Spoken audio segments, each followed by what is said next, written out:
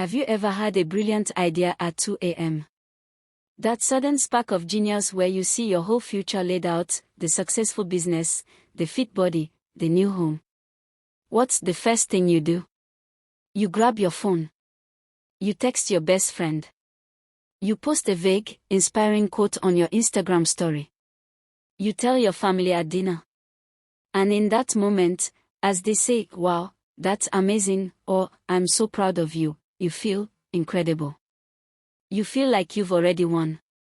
But then, 48 hours later, the fire is gone. The gym shoes stay in the closet. The business plan stays a blank document. Why does this happen?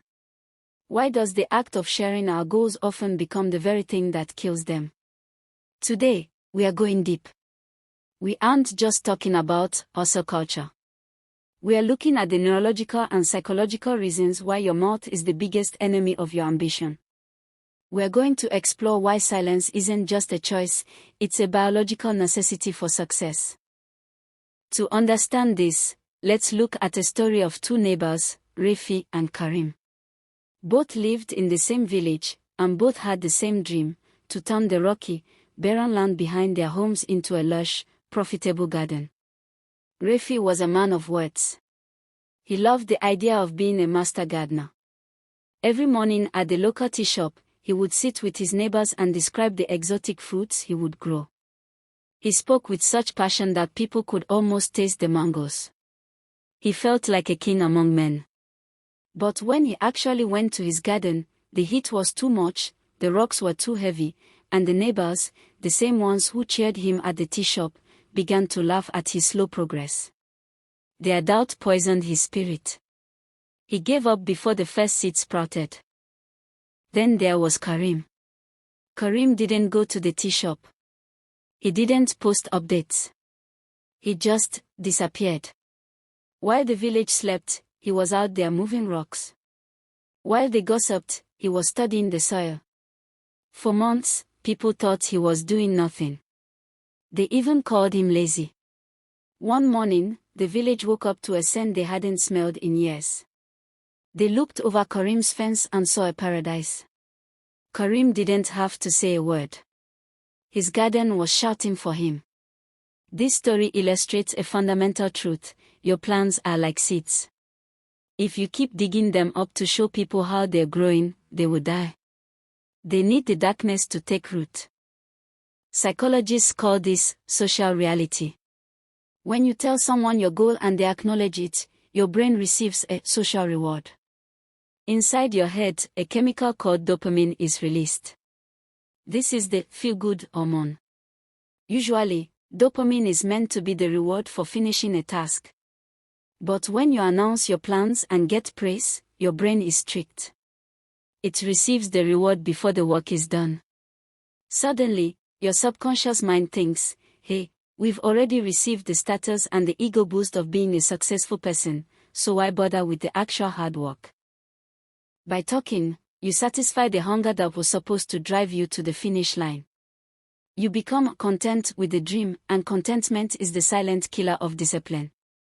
If you want to stay hungry, you have to keep the kitchen closed. But it's not just about brain chemistry. It's about the people around you. When you tell people your plans, you invite their fears, their insecurities, and their practicality into your vision. Most people aren't trying to be mean, but they project their own limitations onto you. If they couldn't start a business, they'll tell you why you can't. If they struggle with their health, they'll tell you your diet is too extreme. Rafie's neighbors laughed at him because his ambition made them feel uncomfortable about their own lack of progress. Silence is a shield. When no one knows what you're working on, no one can tell you why it's a bad idea. You get to walk in a vacuum of pure focus, where the only voice that matters is your own. So, how do we fix this? I want to challenge you to something I call stealth mode.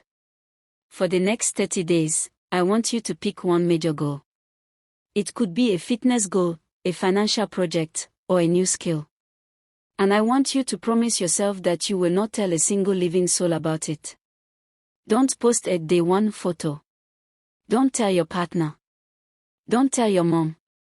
Every time you feel the urge to brag or share, take that energy and put it into the work.